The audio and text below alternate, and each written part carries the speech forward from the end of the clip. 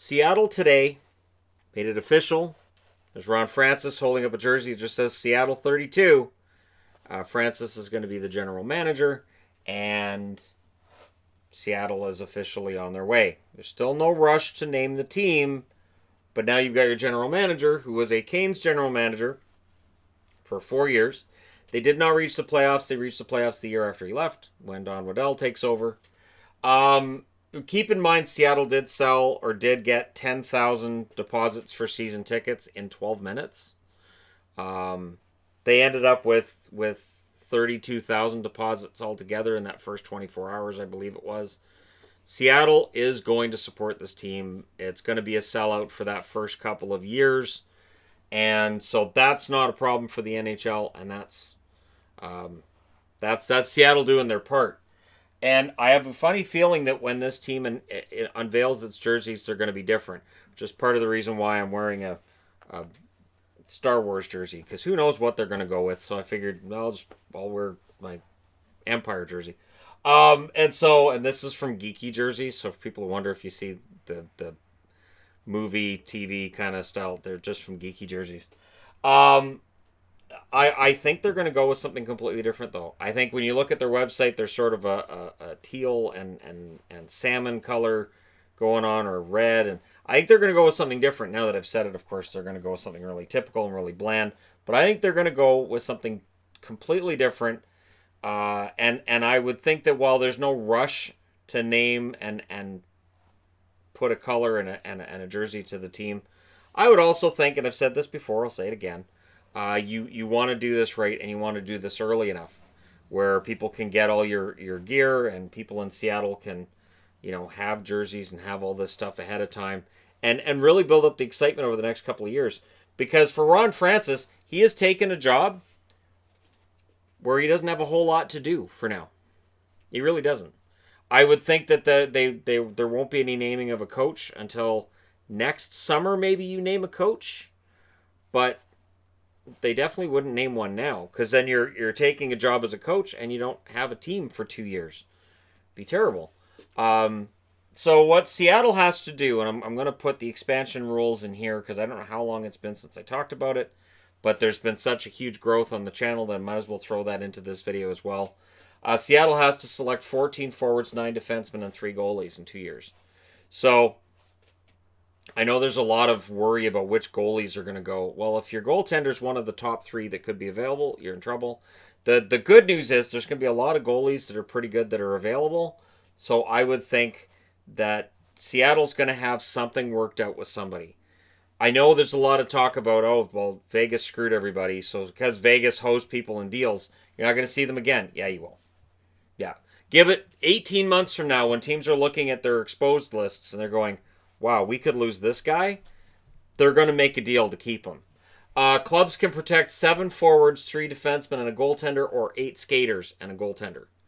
So this is where it gets tricky, because you can't protect a whole lot of players. There's going to be some really good players available, no matter what deals happen at the 2021 trade deadline, which could be crazy. No matter what trades take place, and of course after the Stanley Cup playoffs, going into the expansion draft, the number of trades could be absolutely insane. But Vegas is exempt, so Vegas may very well be able to help out when they see how these lists are projecting. Hey, looks like you guys are going to lose Matt Dumba there in Minnesota. We didn't take him last time, but it looks like Seattle's not going to give you a deal. So since you're going to lose him for nothing, what can we do to take him off your hands now? And I'm just using that as an example, but that's the kind of thing that could be taking place in 2021. So for people who aren't happy with how Vegas got a great team out of the gate, the bad news is Seattle's probably going to get a great team out of the gate as well, at least a competitive potential playoff team, and Vegas could get better as a result of Seattle coming in. So, yeah. In terms of who they draft, they have to draft 20 players who are under contract for the following season. So for 2021-2022. And they have to draft players that get them to at least 60% of what the salary cap was the year before. So they can't go over it, but I don't think there's any danger of them drafting 100% of the salary cap. Ron Francis is going to enjoy Seattle, I think, as well, because in Carolina there was a budget. You couldn't go to the cap. in Seattle, he'll be able to. This is a big market. It's going to be a brand new building. It's going to be full. The revenues are going to be really high. And he is absolutely going to be given the green light to spend money like Vegas has. So Seattle, I would think in 2022, after that first year, if they have a lot of cap space, watch out and see what they do on the free agent market. I think they could be aggressive. And since that's 3 years from now, I can say that and not worry. It's 3 years before anybody goes, hey, remember 3 years ago? And then I can say, I'm old. I don't remember 3 years ago. No movement clauses must be protected unless the player waives it, which, of course, Dion Phaneuf didn't, and Ottawa fans lost their minds. But because then they lost Mark Mathot. They had to expose Mark Mathot. But, yeah, they still have to waive it. First and second year players are exempt, so are prospects. So a player who's debuting in the NHL this year does not need to be protected. He is not eligible for the expansion draft. If a player is still technically a rookie right now, so I'm looking at Quinn Hughes in Vancouver, also exempt from being exposed in the expansion draft, or protected, I should say. They don't have to worry about exposing and protecting, not a problem. You must expose a defenseman who's under 2021-2022 contract, a 2021-2022 contract, who's played a minimum of 40 games that season or 70 games over the last 2 seasons. So, with defensemen, you got to have 1. With forwards, you got to have 2. Same requirement. 40 games played in the 2020-2021 season or 70 games played in total over those last 2 seasons. So it could be a matter of, well, this guy played 60 games 2 years ago. He only played 10 this year. He played in the minors for the most part, and we'll expose him. 1 goaltender under contract has to be exposed, or a restricted free agent who's been given a qualifying offer. So that's where things are going to get really interesting, because there's some pretty good tandems in the National Hockey League, and there's going to be some pretty good goaltending going to Seattle. No matter how this works out, they're going to get good goaltending. And the hallmark of any good expansion team starts in net. Players with career-threatening injuries who missed the previous 60 games played cannot satisfy exposure requirements unless the NHL okays it. I'm guessing they have to see this guy's passed a physical before you can expose him. The interesting thing with that, of course, is that if you've got a guy like, I don't know, Dave Clarkson, for instance, that you want to unload that's got a career-threatening injury and you're tired of putting him on the LTIR kind of thing, you can make a deal with Seattle beforehand and unload that on them. Then it's not an expansion pick, but you can throw in a first, and you may end up regretting that later. But anyways, yeah, that would satisfy the exposure requirements if he hadn't missed previous 60 games or had the career-threatening injury. So they're going to get good players. One thing Brian Burke said that made sense to me was that if you can protect 8 skaters, that means you're getting your 9th best skater, and or your 4th best defenseman. And expansion teams back in the 90s, they didn't have that kind of luxury.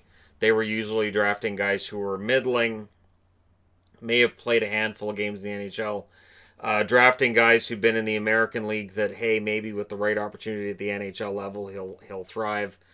Picking up guys out of Europe, hoping that one of those mid-20s guys will make it. Columbus had success with David Viborny, for example. So Seattle's going to have a pretty good team. Ron Francis gets to put all of this together. I don't know if he's going to sit down and do mock drafts over the next 2 years. I would think it'd be pointless right now. I've thought about doing mock drafts, and if you go to Cap Friendly has a mock draft tool where you can draft out the Seattle team, and I've done it once.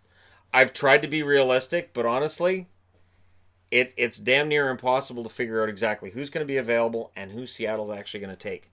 Because again, GMs might right now be saying, we're not making any deals like we did with Vegas until it's a couple months before the whole thing takes place, and they go, I don't want to lose this guy.